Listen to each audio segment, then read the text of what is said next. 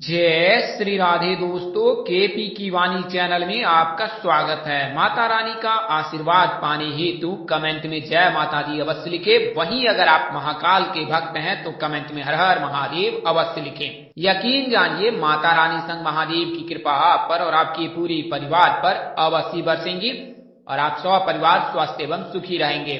साथ ही आपकी सभी मनोकामनाएं यथाशीघ्र अवश्य ही पूर्ण हो जाएंगी। दोस्तों, आज की वीडियो में आपको बुध के मार्गी होने से जिन राशि के जातकों के विवाह के योग जो हैं वो बन रहे हैं, आसान शब्दों में कहें उनके लिए जो रिश्ते अब आ सकते हैं, उसकी जानकारी देने जा रहा हूं। इसके अलावा विभिन्न ग्रह राशि परिवर्तन के पर भी आपको मौखिक रूप से जानकारी दूंगा, तो आप वीडियो में बने रहें। आपको उन राशियों के बारे में बताऊंगा और विस्तार पूर्वक जानकारी दूंगा। उससे पहले मैं आपको बता दूं कि अगर आपको अपनी शादी के बारे में जानना है कि आपकी शादी किस साल तक हो सकती है और आपकी आयु 25 वर्ष से कम है, तो आप अपना जन्मदिन हमें व्हाट्सएप करें। हम आपको पूर्ण जानकारी देंगे कि आपकी शादी किस साल तक हो सकती है। वहीं अगर आपको नाम से जानकारी प्राप्त करना है कि आपकी शादी की अधिकतम उम्र क्या हो सकती है, तो आप संपर्क कर सकते हैं।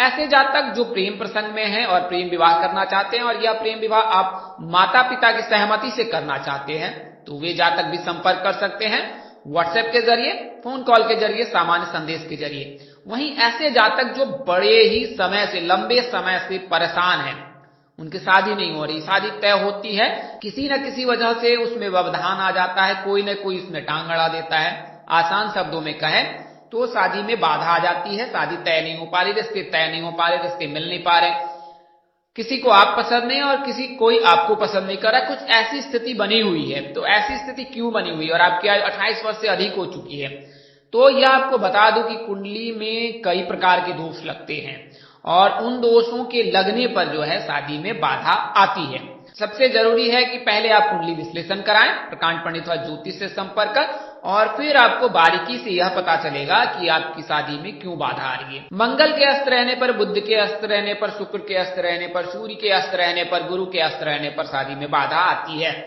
इसके अलावा कई प्रकार के दोष लगते हैं कुंडली में, उन दोषों के चलते भी विवाह में बाधा आती है। अगर कोई जातक मांगलिक हो जाता है तो शादी में देर होती है। किसी जातक के कुंडली में काल सर्प दोष लग जाता है, पितृ दोष लग जाता है, कुरु चंडाल दोष लग जाता है, अंगारक योग लग जाता है, तो ऐसी परिस्थिति में भी विवाह में बाधा आती है। शुक्र मंगल की युति लग जाती है, बुध शुक्र की युति लग जाती है, या फिर गुरु शुक्र की युति लग जाती है तो भी शादी में बाधा आती है। और अधिकतम आयु जो होती है मध्यावस्था यानी कि 35 वर्ष तक उनकी रहती है। मंगल के रहने पर अधिकतम आयु 37 वर्ष तक रहती है। काल सर्प दोष के लगने पर जो है अधिकतम आयु 42 वर्ष तक रहती है शादी के, और वहीं पितृदोष के लगने पर भी अधिकतम आयु 37 वर्ष तक रहती है। अगर कोई जातक पितृदोष से पीड़ित है और उसे ज्ञात नहीं कि वह किस दोष से पीड़ित है, तो अकारणवश जो है उसकी शादी में व्यवधान आता है और निवारण न कराने के चलते ही उनकी शादी में लंबे समय तक इंतजार करना पड़ता है। तो आप इसका विश्लेषण करा सकते हैं। आप अपने नजदीक के किसी प्रकांड पंडित और ज्योतिष से संपर्क कर सकते हैं। वहीं अगर आप बात करें केपी की वाणी पर, तो केपी की वाणी पर आपको विस्तार पूर्वक जानकारी दी जाती है कि आपकी शादी कब होगी, कहाँ होगी, कैसे होगी, किससे होगी, किस दिशा में होगी, कितनी दूरी पर होगी, किस नाम से होगी, किस राशि से करनी चाहिए, जीवन साथी का रंग रूप स्वरूप स्वभाव और उनका करियर कैसा होगा, आपका करियर कैसा होगा। अगर आप लव मैरिज करना चाहते हैं तो माता पिता की सहमति मिलेगी कि नहीं मिलेगी, ससुराल में घर द्वार कैसा होगा, सास ससुर का स्वभाव कैसा होगा, पति कितना पढ़ा लिखा होगा, पत्नी कितनी पढ़ी लिखी होगी, संतान योग, राजयोग, भाग्य योग, भाव योग, इसके अलावा रोजगार, कारोबार। वहीं अगर आप विदेश यात्रा करना चाहते हैं तो उसके कैसे योग बन रहे हैं, किस साल तक आप विदेश जा सकते हैं। साथ ही आपको सभी प्रकार की जानकारी जो आपके मन में सवाल रहेंगे उसकी भी जानकारी आपको दी जाएगी और इसके लिए एक निश्चित और मामूली शुल्क ली जाती है। आप केपी की वाणी से संपर्क कर सकते हैं। स्क्रीन पर हमारा नंबर दिया गया है, आप वहां से नंबर नोट कर सकते हैं। 8521835670 पर संपर्क कर सकते हैं और कुंडली का विश्लेषण करा सकते हैं, मौखिक या लिखित किसी भी माध्यम से। आइए अब वीडियो में आगे बढ़ते हैं। तो आपको बता दी कि कुंडली विश्लेषण बहुत जरूरी होता है किसी भी जातक के लिए, और अगर आप विवाह करने जा रहे हैं, पढ़ने सूत्र में बनने जा रहे हैं, तो कुंडली विश्लेषण अवश्य करा लें। आइए अब वीडियो में आगे बढ़ते हैं और आपको पूर्ण जानकारी देते हैं कि बुध के मार्गी होने से कैसे किनके योग बन रहे हैं। तो साल 2023 का आगाज हो चुका है। लोग नई उम्मीदों और नई आशाओं के साथ, नए रेजुलेशन के साथ जो है नए साल की शुरुआत कर चुके हैं। हम आशा करते हैं और इस परमपिता परमेश्वर से प्रार्थना करते हैं कि आपका यह नव वर्ष जो है बेहद ही शुभ रहे।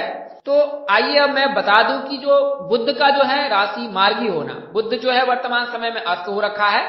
बुध जो है 31 दिसंबर 2022 को अस्त हुए थे और 12 जनवरी को ये उदय हो जाएंगे। बुध के उदय रहने से जो है 3 राशि के जातकों के विवाह के प्रबल योग बनेंगे। उसके अलावा जो है अन्य राशि के जातकों के भी योग बन रहे हैं। यह केवल बुध के राशि परिवर्तन से, बुध के मार्गी होने से उन राशि के जातकों के कैसे योग बनेंगे उसकी जानकारी देने जा रहा हूं। तो व्यापार बुद्धि व तर्क के कारक बुध देव 12 जनवरी 2023 को उदित होंगे और इससे 3 राशि के जातकों को फायदा मिलेगा। तो उन 3 राशि के जातकों को क्या फायदा मिल सकता है उसके बारे में पहले जानकारी देता हूं। तो नया साल तुला राशि के जातकों के पहले महीने में ही बुध ग्रह के उदित होने पर इनको फायदा मिल सकता है। आपके साहस व पराक्रम में वृद्धि होगी। जिस काम को आप करना चाहेंगे उस काम में आपको सफलता मिलेगी। शत्रु हावी होने की कोशिश करेगा लेकिन आपका कुछ बिगाड़ नहीं पाएगा, आपको कोई हानि नहीं पहुंचा पाएगा। कैरियर के लिहाज से यह समय अनुकूल रहने वाला है। आप कैरियर के लिए ट्राई कर सकते हैं अगर आपकी राशि तुला है तो। वहीं बात करें सिंह राशि के, तो सिंह राशि के जातकों के लिए भी जो है बुध का उदय होना लाभकारी दिख रहा है। इस अवधि में आपको आर्थिक मोर्चे पर लाभ प्राप्त होने वाला है। यात्रा के भी योग बन रहे हैं। संतान सुख की प्राप्ति के भी योग बन रहे हैं। अगर कोई दंपत्ति जो है जीवन में संतान प्राप्ति के इच्छुक हैं तो उनके संतान प्राप्ति के भी योग बन रहे हैं। भाई बहन के बीच सामंजस्य बेहतर बनेगा, सहयोग मिलेगा एक दूसरे का। पारिवारिक समस्याएं हैं उसका निदान होगा। वही अंतिम जो राशि है मतलब बुध के उदय होने से तो धनु राशि है। धनु राशि वाले के लिए बुध का उदित होना भी शुभ फल देने वाला है। इस अवधि में आपके व्यापार को गति मिल सकती है। कार्यकाल पर आपके काम की तारीफ होगी, मान सम्मान में वृद्धि होगी। अगर आप कोई पार्टनरशिप में काम कर रहे हैं तो उसमें आपको धन लाभ हो सकता है।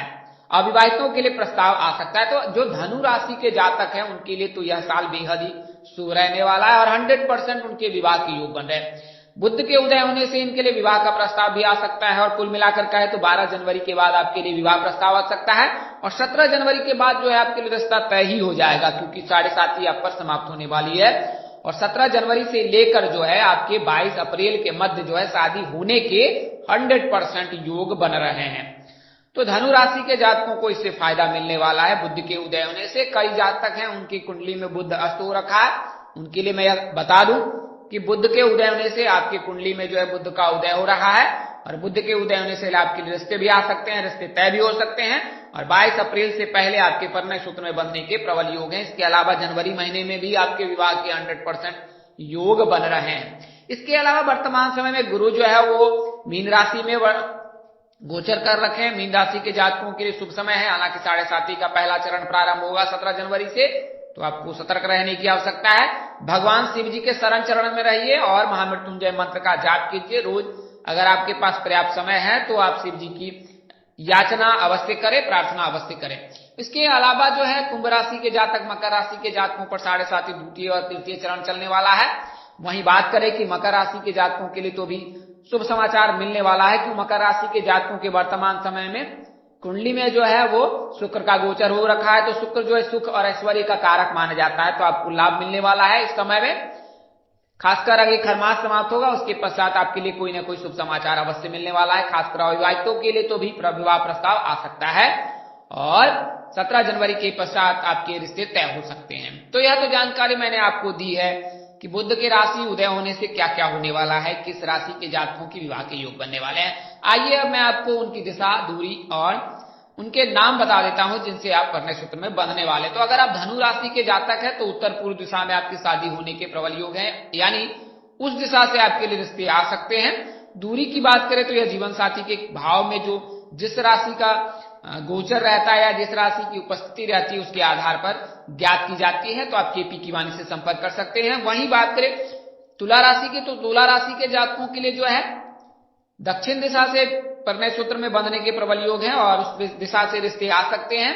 बात करें दूरी की, तो दूरी के बारे में मैंने आपको बताया। नाम की बात करें तो GMS नाम के जातकों से विवाह प्रस्ताव आ सकता है। वैसे P नाम के जातक, D नाम के जातक भी आपके लिए बेहद ही अनुकूल रहेंगे और इनके साथ आपका सामंजस्य बेहतर रहेगा। इसके अलावा बात करें कि जीवन साथी का रंग रूप, स्वरूप, स्वभाव कैसा होगा, तो यह ग्रह पर निर्धारित रहता है। ग्रह अगर शुभ है तो फिर जीवन साथी खूबसूरत और मनचाहा मिलता है। वहीं अगर अशुभ ग्रह की दृष्टि या उपस्थिति है तो फिर जातक के जीवन साथी में जो है सामंजस्य बैठता नहीं है, उनके विचारों में प्रतिकूलता रहती है, यानी कि उनके विचार नहीं मिलते हैं।